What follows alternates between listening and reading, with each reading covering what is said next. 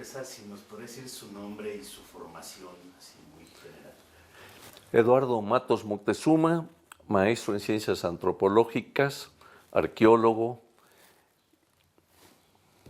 Ok. Y bueno, para empezar justamente esto que nos estaba comentando, off the record, para continuar. ¿Cuándo entra usted al CIESAS para dirigirlo? Y eso, ¿en qué condiciones? ¿Cuáles son las problemáticas que usted enfrenta? Bueno, cuando fui designado como director del CIESAS, la institución estaba atravesando por un momento muy difícil. Había previamente, pues digamos, enfrentamientos entre los investigadores y el entonces director. Eso tenía, pues, diríamos que muy en zozobra a la institución, ya que pues casi todo el mundo estaba abocado a esta problemática que se estaba dando, ¿no? Entonces, al ser designado, llegué aquí para enterarme realmente qué era lo que estaba sucediendo y, sin embargo, pues los investigadores me recibieron bien. Yo creo que por lo mismo de que ya dejaba de fungir el anterior director y pues llegaba un nuevo director, ¿no? De inmediato empecé a tratar de profundizar en lo que cada investigador hacía, es decir, cuáles eran las líneas de investigación que cada uno de ellos tenía, y me fui reuniendo uno por uno para conocer a fondo esa labor que estaban realizando. Me encontré que había investigaciones e investigadores de una gran calidad, de realmente, digamos, yo diría hasta excepcionales, ¿no? Y como nunca falta, pues también había quienes vegetaban en cierta forma y no habían hecho prácticamente nada en los años que el CIESAS llevaba de fundado. Entonces, eso me llevó inclusive a hablar seriamente. Eran sobre todo 4 investigadores y de plano a que se retiraran de la institución. O sea, yo no quería permitir que gente que no estaba trabajando estuviera cobrando un sueldo. Entonces, sencillamente empecé por retirar a estas personas. La gran mayoría, como digo, eran personas muy responsables, creo que lo siguen siendo, el CIESAS ya ha aumentado mucho, pero en aquel momento también me di a la tarea de revisar lo que eran las publicaciones y pudimos sacar pues varios libros, entre ellos recuerdo, por ejemplo, la Antropología Médica de Gonzalo Aguirre Beltrán, que por cierto, don Gonzalo había sido uno de los artífices de la fundación del CIESAS, cuando él era subsecretario de Cultura en la Secretaría de Educación. Entre él, Guillermo Bonfil, Ángel Palera, pues habían creado esta institución.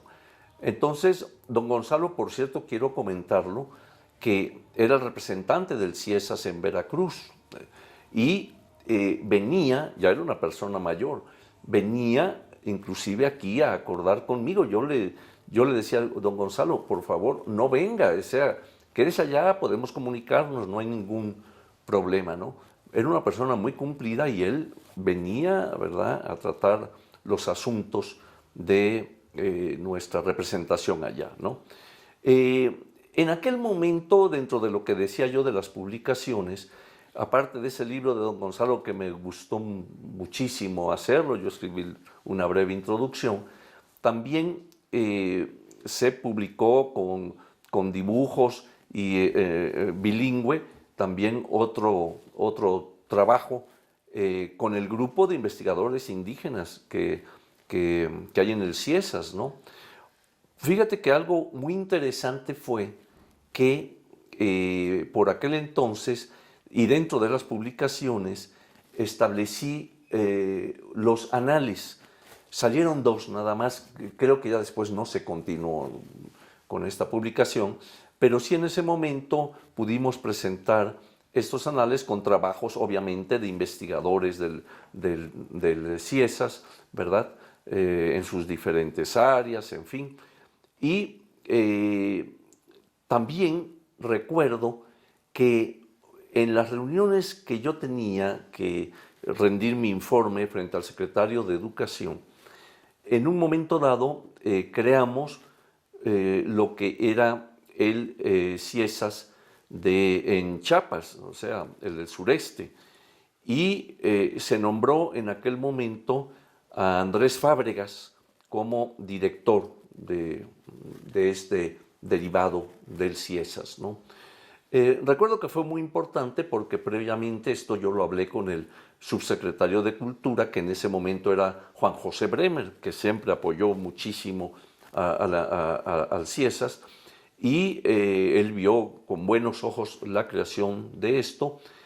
Así fue como llegué, lo planteé ante el comité, ante el que tenía que rendirse el informe semestral, y don Jesús Reyes Heroles lo aprobó de inmediato. Fue una cosa interesante de poder establecer en una región además tan importante antropológicamente, lingüísticamente, en fin, desde todas las perspectivas, ¿verdad?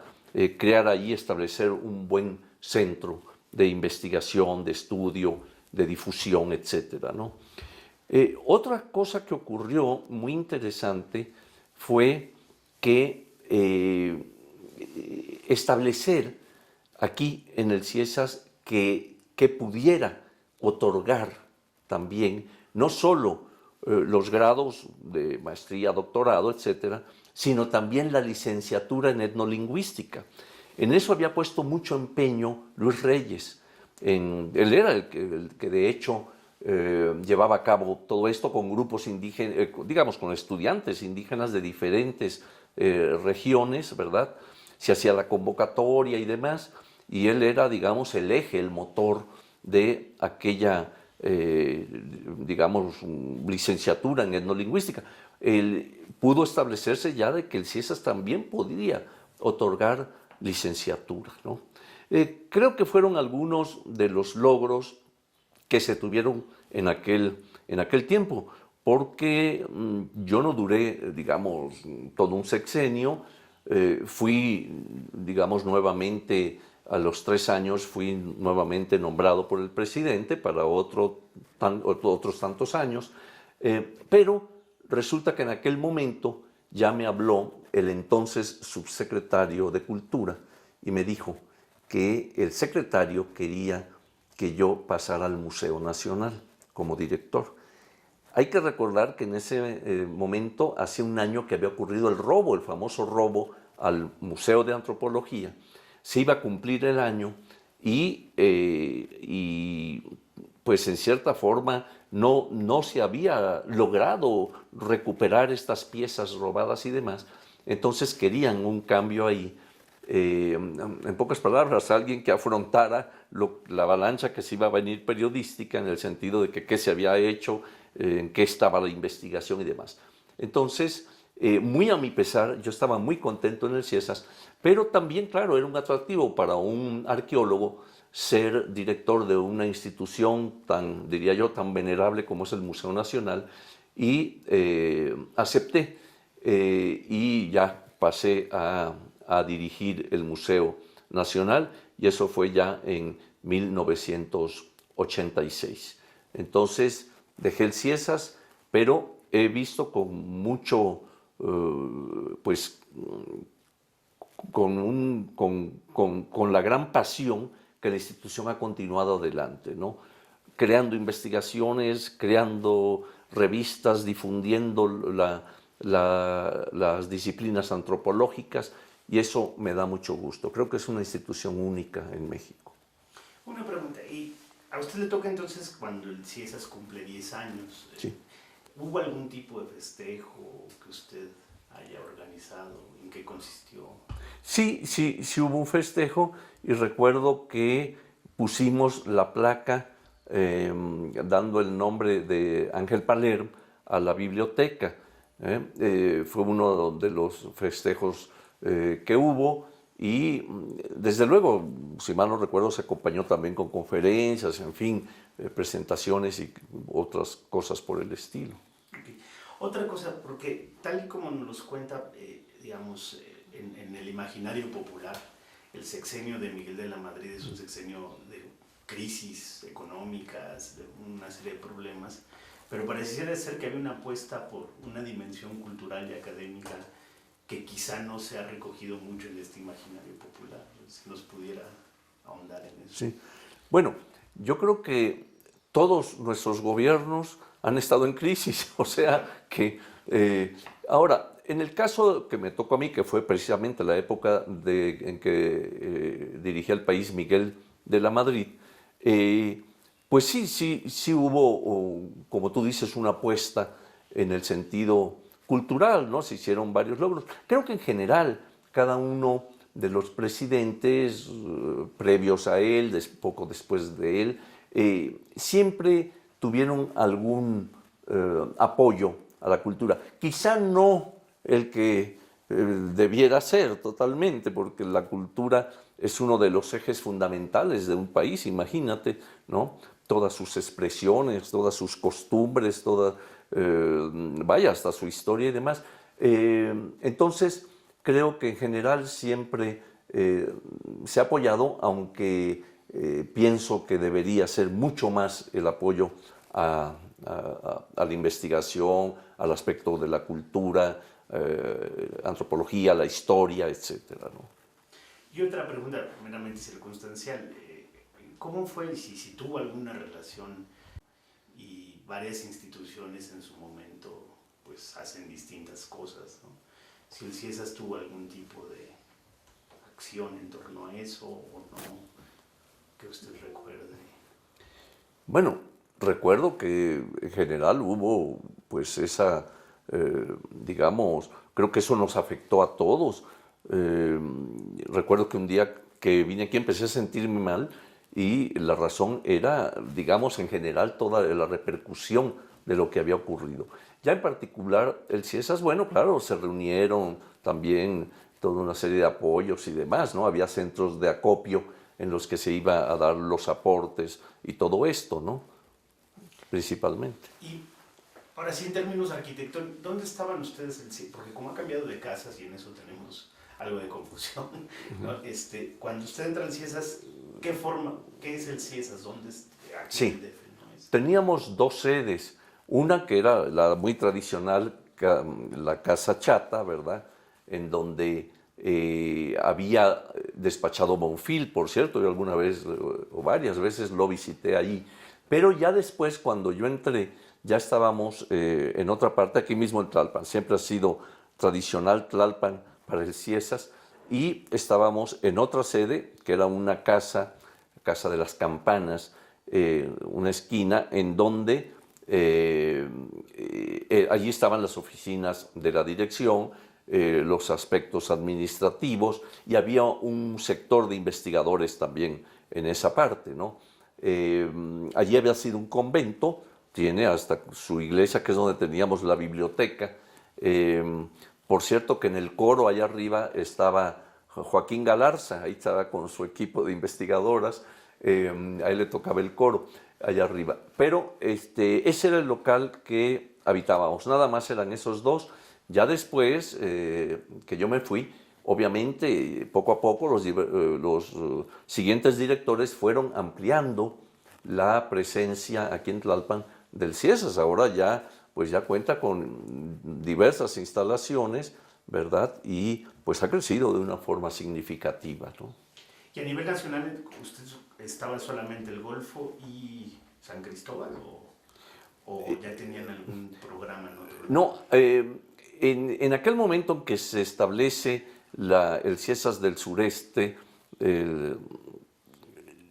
teníamos también una presencia en Jalisco. Había allí algunos investigadores y principalmente era el del Golfo, ¿no? Entonces ya con el nuevo que se crea ya eran tres presencias, ¿no? en el país. ¿verdad? Creo que eso también ha aumentado también considerablemente. Sí, sí, sí. Y bueno, ya solo para terminar, digamos, ahora, ¿qué opinión le merece el CIESAS, digamos, visto pues como una institución dedicada a la antropología? ¿Qué lugar ocuparía en ese ámbito específico? Pues mira, yo siempre he considerado, y lo he dicho así, en charlas, en conferencias, que el CIESAS juega un papel muy importante desde la perspectiva antropológica, ¿no? Creo que aquí se han hecho estudios, se han hecho publicaciones muy importantes, muy significativas dentro del ámbito de la historia y la antropología, ¿no? Entonces, creo que instituciones como esta pues deben prevalecer, deben continuar, deben tener todo un apoyo, un refuerzo grande por parte de las autoridades, ¿no? De la Secretaría de Educación principalmente, para que se pueda continuar con esa labor. Y así, finalmente, pues destacan en mucho dentro del gran ámbito de la antropología nacional. Muy bien. Pues yo creo que eso es algo más, ¿no? Estamos... Muy completo, muy completo. Sí, no, Había muy dicho que iba a hablar completo. de los 5 minutos. Bueno, Sí, más no. de 5, ya lo No, sí, hicimos. no. Bueno, ahí me dan 6 de perdiz ya Sí, sí, sí, para sí. acabar con González Casanova y luego... Sí, bueno, de González Casanova no tenemos ningún testimonio más que puras cosas. ¿Sabes? Bueno, quizá en los periódicos pudiera haber algunos de los desplegados que eran Bueno, las entrevistas que hemos hecho nos han dicho, pero sí han sido expresiones demasiado severas. hasta altisonantes. Sí, Entonces sí, es que era... complicado decir algo. No, a mí me benefició muchísimo, imagínate, ¿no? Pues, Y con el sindicato nunca tuvo un problema, porque no. estaba... había En ese momento empezaba a surgir, el que lo dirigía era Aboites, Aboites. Y no hubo nunca un problema, afortunadamente. No, con Enrique era diario. ¿Y Enrique por qué actuó así? Pues era muy especial.